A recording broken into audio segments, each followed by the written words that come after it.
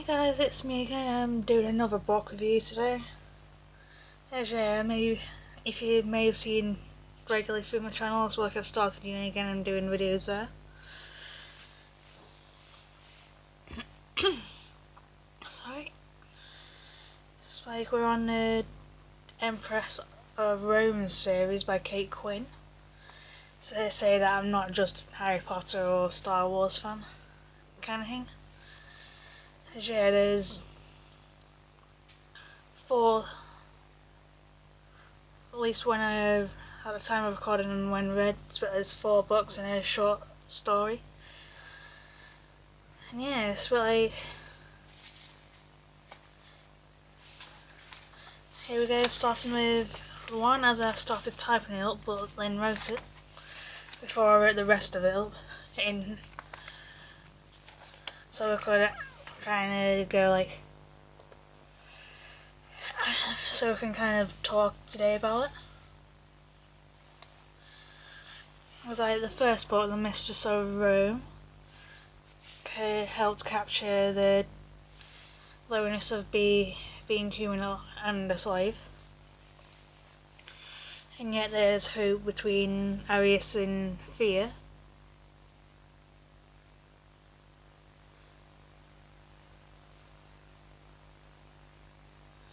As yeah, there's at least one character in each book that you want to kill, kind of thing, and then Mistress of Rome was Lepida Polia. As she's kind of like the Cersei, as you kind of love to hate her kind of thing. Cersei from kind of like Cersei from Game of Thrones. You want to kill Lepidopolia. She kind of takes pleasure in the anguish and all of Thea. As she sends Thea to brothel and then torments Paulinus. She kind of uses her sexuality and power, like high status, against everyone, kind of thing. She can sometimes blackmail into getting what she wants. And like how she growing up was only a catalyst for what she became. As I can't really see much humanity within her. Yes, but like,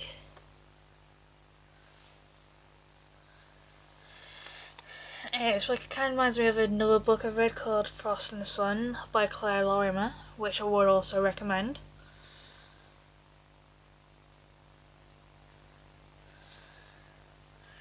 As in that book there's Casilda, who is spoiled a little bit like Lepida, and I think both kind of just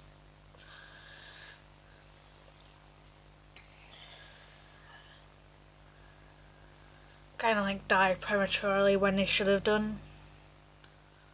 As although Casilda meant well, but like she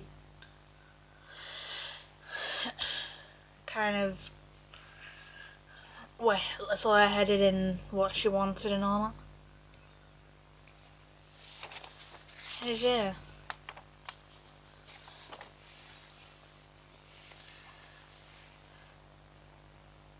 As there is humanity in parts of it that is relatable, and parts of it that are relatable as Thea does self-harm. And if you do self-harm, please go and see a doctor about it. They'll be able to refer you to someone that will help you through everything. And as Paulinus is trying to do be honourable and do the honourable thing and be humble, despite everything, and trying to make his way through the world. And sometimes it's hard to know what is the right thing to do and how to get it out of life and all that. Especially with like Sabina's epilepsy, like, and all that kind of thing. As there's a difference between what you want to do and plan to do and what you want to do, as I know that there's a character called Justina who wanted to become a Vestal Virgin, and she did end up becoming one for a little while, before she was killed by her uncle Domitian.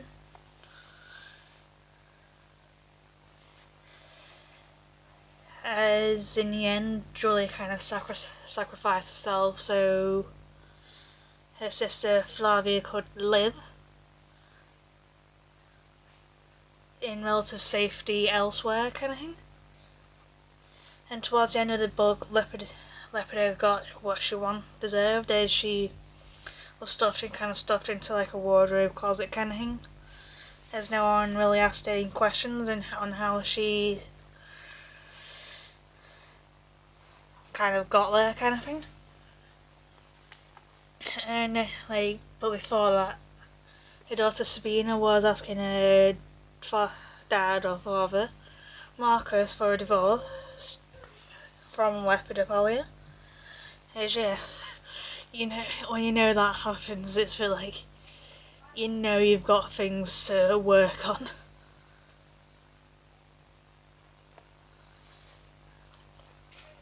But my heart kind of broke when Paulus died, as he was like one of the good characters. Then there was the second book, The Daughters of Rome, as there was quite a lot of gossip in Chester between about marriages and all that. As Cornelia seemed to know what she wants and was like a mother figure to like her sister and cousins. And she holds lots of authority and seems more stable, while Marcella just speaks her minds a little better, while Diana seems more independent, and Lolia just seems to go through men like God knows what. And it's kind of like nice seeing kind of like a younger version of Paulus and Flavia and all before the events of the previous book, as they're being social and at the centre of tension. As it's more of a backstory to some of the characters like Marcus, Paulus, Flavia and all that kind of thing. As Lolia seems to be out there and put down with marriage at times. As his history is sprinkled a little bit throughout more, as we see the end of the dynasty that gave us the likes of Augustus, Caesar, Octavian, or Octavius / Augustus Caesar.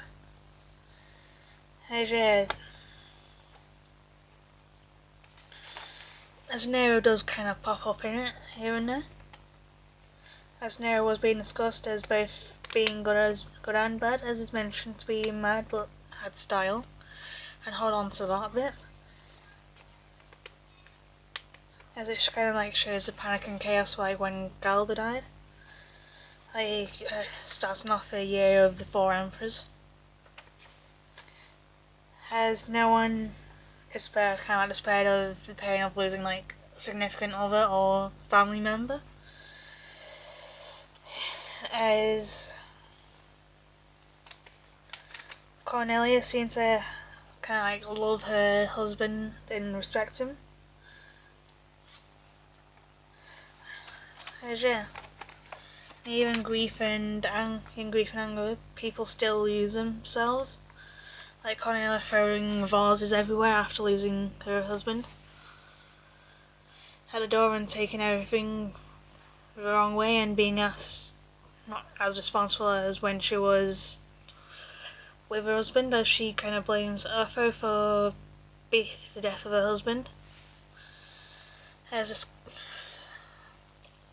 with Marcella, I think it was, the scars run deep with Nero, as he scared her without exactly laying a finger on her, as she believed that she kind of killed him with her own words, kind of thing. saying that he'll never defeat everyone or kill himself to escape everything.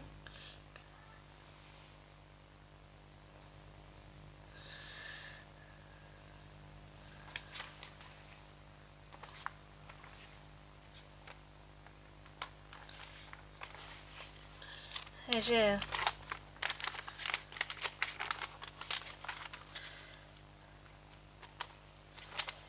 As you can see, kind of see where kind of like Polonus came from, as despite being cute as a child, Polonus is still kind of like obedient to his dad kind of thing. I think Diana, I think reminds me of Mary Bennet from Pride and Prejudice. Although Mary was a little toned down in violence, and at least she kind of joined in with social events and all that. As if you've read the book or seen films or miniseries and all that, you know Mary Bennet's a little bit more bookish and all that.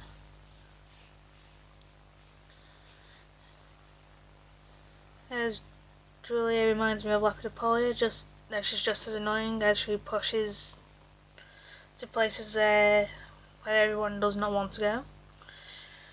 Not like Julia from the last book, but another one, as there's multiple Julias and all.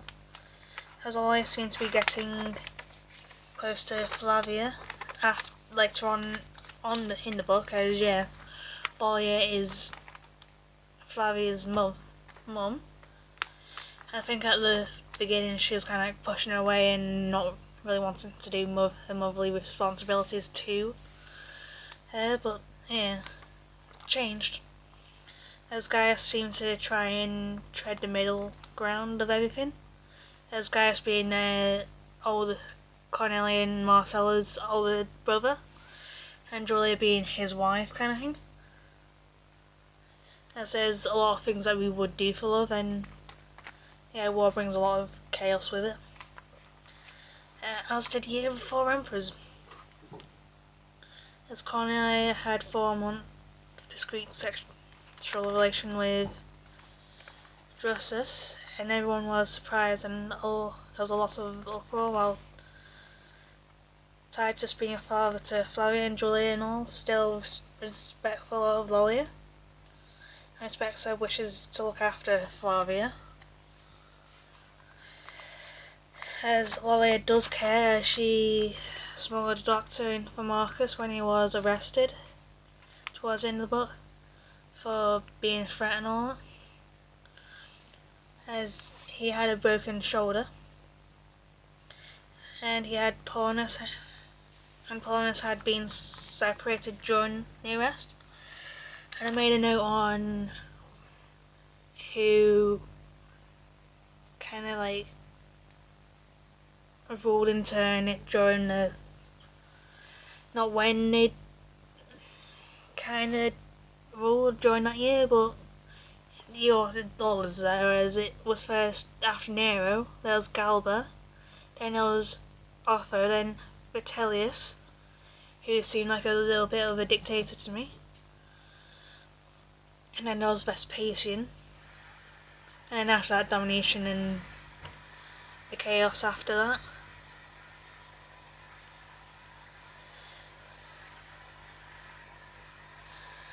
And then the thought of being Empress is not so pleasing to Marcella, as it seems a little overwhelming to her. As you can see some of Domitian's madness already, as he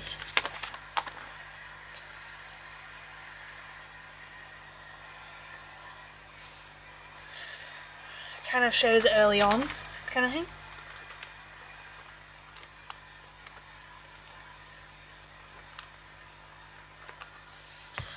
As throughout kind of like the book, 2 books so far, you can kind of see that Marcus has a good character throughout, although it was a little cold at one point.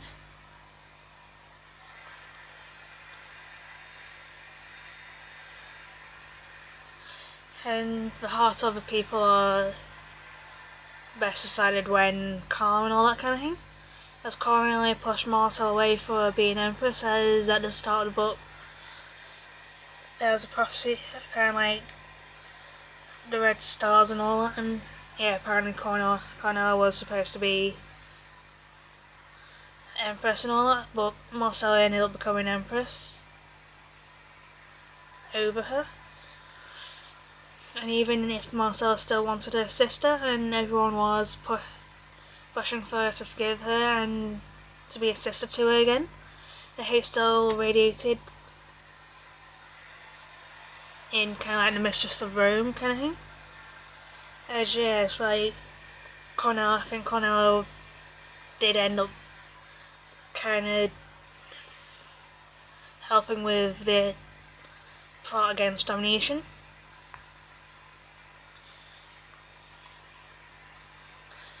As they were close in childhood,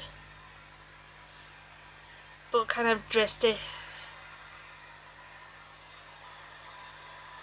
away later on in life. And yeah, it's like in the Empress of the Romes or Empress of the Seven Hills, Marcus is getting to the end of his life, as I mentioned. I think they mentioned that he had white hair and all in his 70s, which is a pretty impressive age kind of thing.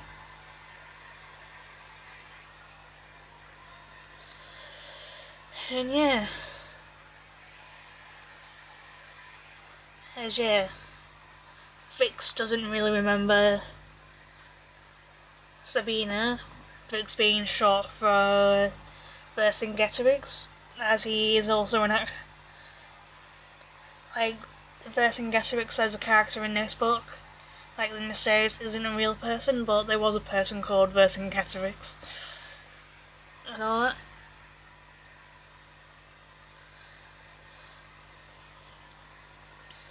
As yeah, Sabina is an actual person in real life though, or was till she died. As yes, like as Vix was forced into being in the first book, Mistress of Rome, as he is a daughter of Thea and Arius, and he is forced to become a gladiator somewhat after trying to assassinate Domination. And then after that, it's a little more like he became a gladiator and kind of helped Sabina with epilepsy, as drinking gladiator's blood supposedly helped. Epilepsy back then.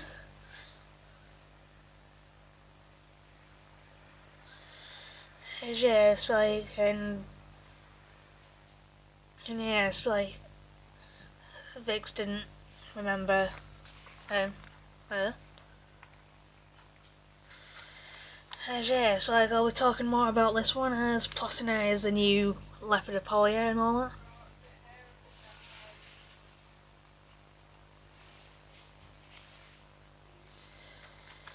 As yeah, Vix and Sabina's bond over travelling, as Vix has seen a bit more of the Empire than she has.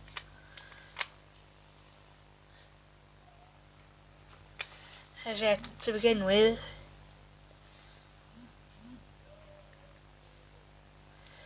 Adrian seems like a confident, strong man. He states everything a little bit too much, that it was not safe for Sabina to be away from the protection and all from her father, but when he said that it wasn't safe to be away from her father, but she said she was safe with her escort and all that. As Calpurnia has objections to marriage with Hadrian, as we will later see, kind of thing.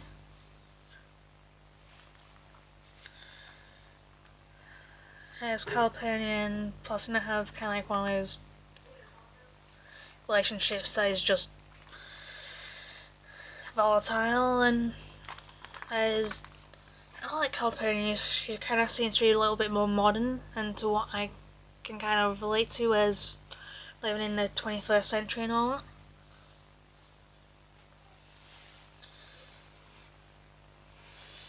And remember before when I said that someone said that Nero was mad but had style? think Hadrian said that Lepida had style, even if she was kind of like slightly off and all that kind of thing. And yeah, remember when I said before Lapedia and Cassella and another character was also spoiled? It's like Sabina was kind of spoiled and all that growing up, but it's like she wasn't spoiled to the point where it ruined her life kind of thing.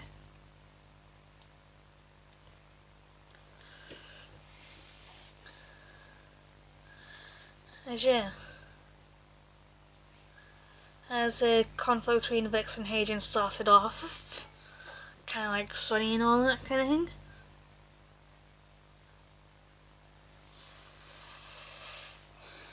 As Hadrian didn't want to be embarrassed for some reason or another, as Vix told him that he had been with Sabina, his wife, for a couple of months. As Plotina is kind of like forces herself onto people kind of thing. With her opinions and yeah, wants Sabina to be kind of like a bit more of that traditional wife back then. That just kept the house going.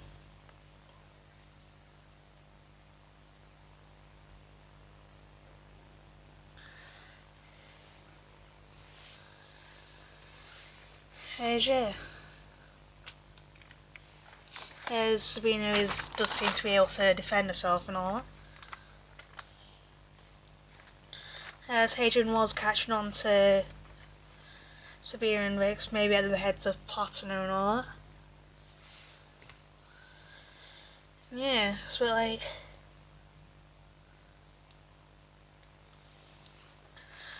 As you can tell, as you can probably tell, I don't really like Plotina and all that.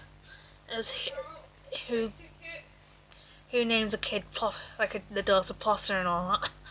It's like, and with name Plotina and all that, you know that the plotting's something bad. As she's kind of got a clause into like Hadrian, as it's like he's enforcing what she wants kind of thing. After what she wants Sabina to do this and this kind of thing, but after Sabina was dropped in a fountain by Vix and all. And it's like, I don't like how Vix and Titus kind of just quote people at each other kind of thing. It's kind of just really funny. As they kind of just casually just throw insults at each other as well.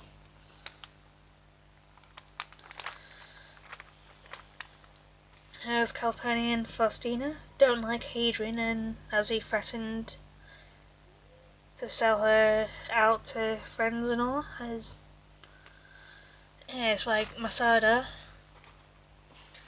which has relevance to Fear and also Vix. There's also a great debate as Vix meets kind of like people through someone he fought with, like connects with part of it through his mum and all that, who is Jewish, who kind of like lived through a thing called Masada. As she survived, and despite the rumours and all that, as yeah, she was pretty much the last one who survived going into slavery and all that. And after the siege and all that, and there's a debate over suicide being a sin, and if you're watching this far, let me know if in Judaism if suicide is a sin. But that Masada lives through fear, and they called him Vix of Masada, and sometimes listening to prophecy can begin to destroy who you are and what you have built up, as Hadrian is pushing Sabina away and she is trying to remain who she is, as Hadrian had lied to her about something or other. And those two bath. I think there's a celebration where there was kind of like Jewish girls dancing in vineyards while men watched and chose a wife. and is the one time a dowry doesn't really come into anything. I saw, and yeah, Vix finds someone. He starts a family with Maria, who was pregnant after like 2 months of marriage, and can kind of see that he still pines for Sabina somewhat.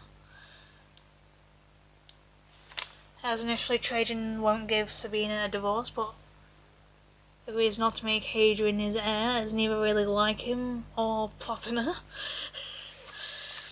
Which is strange, really, as Trajan is married to Plotina. Knowing that they both expect everything to happen like the way it did end out to be, kind of thing. And a specific regiment for the invasion of like Parthia and all that.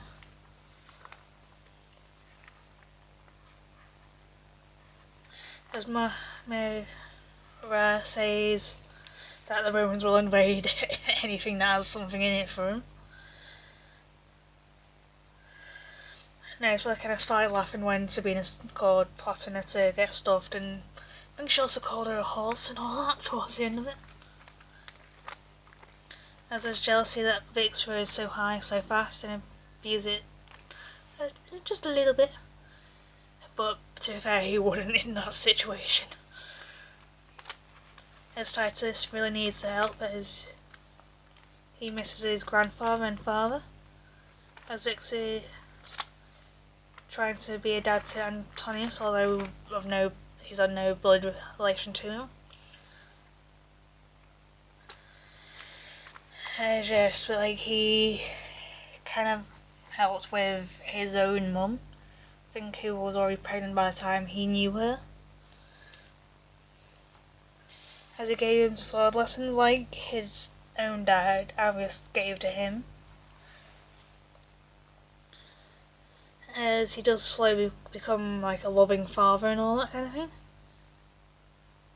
As Sabina became more distant to Hadrian, as she is blackmailing somewhat with Trajan's name.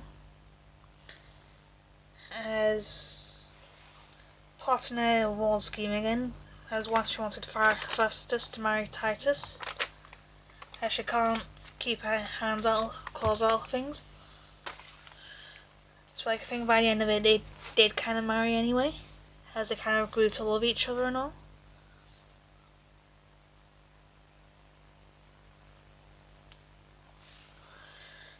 As some people like Lucius are making war to specific people and all that. I think it's also called Quietus.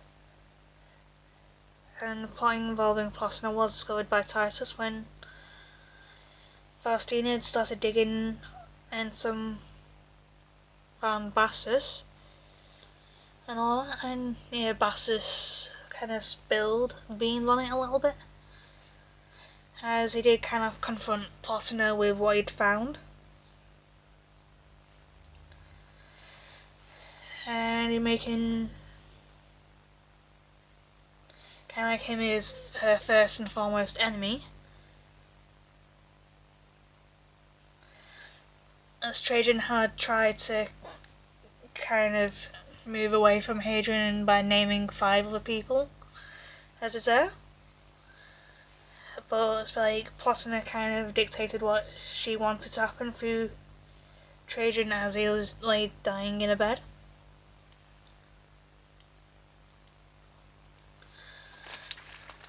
And yeah, it's like,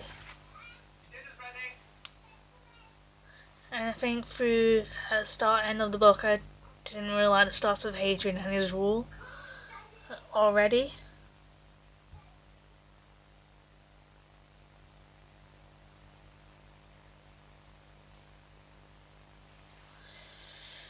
Yeah, he kind of seemed to reverse everything that Trajan had done. Yeah, it's like and from the Three Fates, which is kind of like the mini stories between the Empress of the Seven Hills or Empress of Rome and the Lady of Eternal City, so there was some compassion between Vix's who tried to kind of got some compassion from Vix and all that, but was kind of like forced to go through it as Nessus tells how of his involvement in the death of Sabina's mum. Kind of thing is, I swear I have like so many questions about Nessus and all that. Like, how does he get like every kind of like prediction and all that right?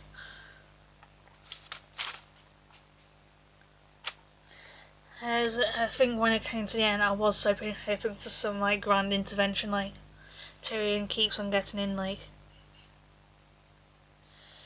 Game of Thrones and all, as somehow he made it to the end of the series alive.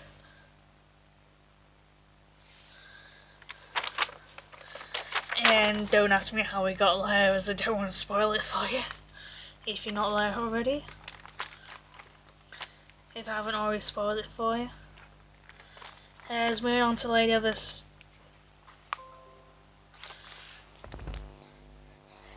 Eternal City, there was a last thank you from Titus to Vix, but was saved by the intervention of Sabina, as he was her brother-in-law, as he married her sister Faustina. And it's like I heard that Plotina had also died, but of her house exploding, something of the like. But it's like I was only mentioning passing kind of thing, and I really wish that there was something that was kind of like a little bit more visible, like with domination and all that kind of thing, as a bit like you were there when it happened, and something a little bit more spectacular. Like you're kind of seeing all like these action moves and all that, where the people are shot and all that with, or had a sword stabbed through the back and all that kind of thing. And then Vix doesn't really blame Antonius for kissing the clerk's wife, but I don't know if he kind of like went for the clerk himself. As it remember the conversation going on to talk about dog, but Red doesn't want one, as other fleas and all, as Titus has the name of Aurelius, which just reminds me of Crimes of Grindelwald. If you haven't already seen that, spoilers and all that. So there's supposedly an Aurelius Dumbledore in the Dumbledore family, but not just story if Grindelwald's just saying that and all that. As a start of Hadrian's rule was kind of violent and all that, with 4 executions and a lot of threats, as they really did not like him, as he threatened to take an eye out of one and the tongue out of his wife, as his wife tried to talk sense into him and all that, as he kind of thinks he can rule through fear and has no patience for anything, as he built at least 2 walls, one up in Scotland, like North England, Scotland and all that kind of thing. And I think he started building one down in Nubia and all that as well. As Thea finally found comfort and Aris doesn't like where his son's going. As no one really likes Rome and all, and it's like I swear I'm almost there and all that. And the relationship between Vix and Hadrian is kind of like threats and mercy and all that. As Hadrian sees that Vix has his uses, and as Vix just wants to kind of protect his family and all that, as I think Vix and Sabina had a daughter called Selinus or something like that, and we said that it wasn't the best thing that they had done kind of thing. as witchcraft was talked about when she was conceived and all that. But Sabina refuses to think of that and thinks of it more as love. And to begin with, I had no idea what was going on with Hadrian and Tonya, says I didn't know if they actually properly loved each other or one was just playing the other, and or both just somehow playing each other kind of thing. But it turns out they did kind of actually love each other, and then it drove a wedge between Antonius and Vix, as Vix was angry and took it out on Sabina, as both of them were hurting, as Vix was dismissed for lashing out at Sabina and all that. As Vix was able to kind of go away to Judea to live with Maria and his daughters, as she wanted to be kind of like with her people again, as being Jewish, more devoutly Jewish than Vix was. As Hadrian tried quoting the quoting game that Titus and Vix had done previously on Sabina, as she recognised the quote that he used wasn't his kind of thing. As Vix does, later in the book, Vix does want to make amends with Antonius, but Mara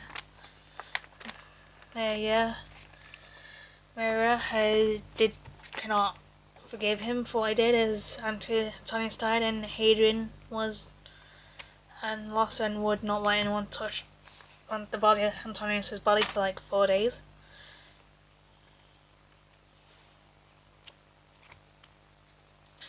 And yet he did his own thing despite what his adoptive dad wanted. Antonius' adopted dad in Vix wanted. Yet there was sense in him when he talked to Vix, as he gave him the 10 Fidelis again, which was the kind of like the Red Legion he fought in Dacia, where he killed the Dacian king. As Vix prepares to fight his uncle-in-law Simon,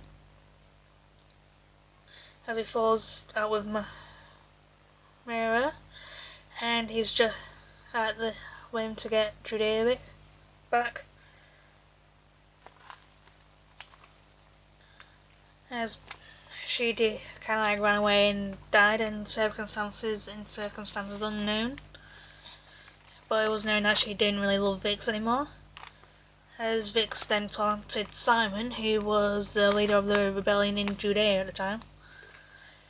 And Vix said that the Roman had not left him, as he taught his men how to fight like a Roman after being in the same legion as Vix when they were younger and all that.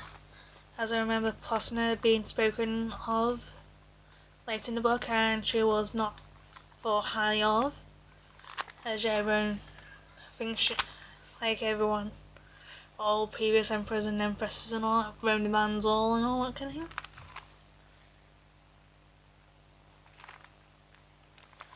As I think Anya was then betrothed to Lucius over Marcus, who she actually wants and loves kind of thing, as Sononia. Seems like another plot in there, and Lepido and all that. As Dina and Mary do hear about Vix's two daughters with Mira, as Dina marries a wine merchant, I think it was, and Chaya to a scholar.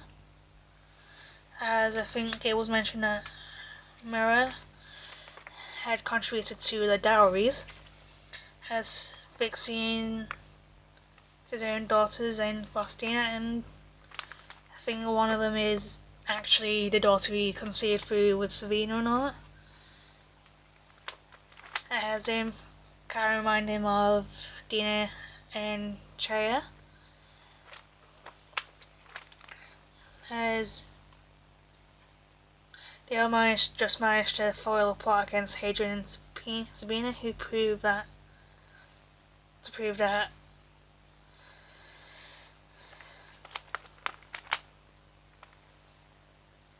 Antonius was murdered and all that, but kind of like what appears to be at the cost of Sabina and all. As Perdanius Versus, or whatever his name is, had pushed him into the Nile. But it was kind of like revealed in the book that Sabina was still alive and all that. As Titus was then proclaimed his heir and Marcus his own. As may not have liked him to begin with, it could kind of like get on board and respect him and like him a little by the end of it. As it kind of grew on me and all that. And when it all ended, my heart felt like it was ripped out and all that, and I really wanted to cry, and I really want to cry still and all that, talking about it. As yes, as Sabina was resting her head on Hadrian's shoulder, as she stood by him through thick and thin, through some like the really dark days for him and all that. I really want to cry.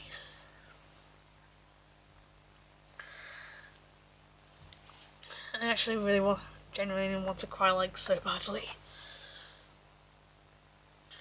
And she kind of loved him deep down and all that.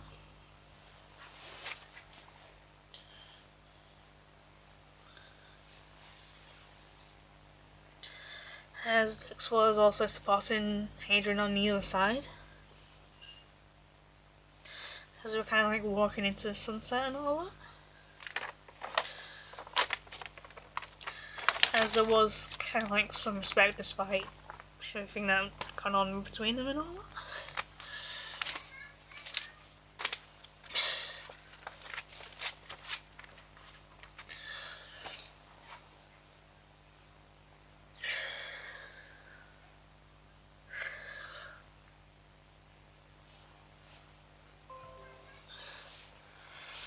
And yeah, it's why you can kind of see that, yeah.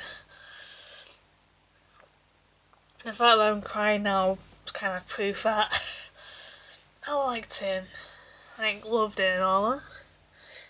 And I'm sad to kind of see it finish the way it did. As it was like all so beautiful and all that kind of thing.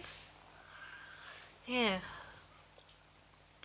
Gonna stop talking about it and yeah, before I start crying even worse. So yeah, bye for now, and I'll see you later tomorrow and all that for this week's first of this week's uni videos and all that. So yeah, bye for now, and I'll see you later.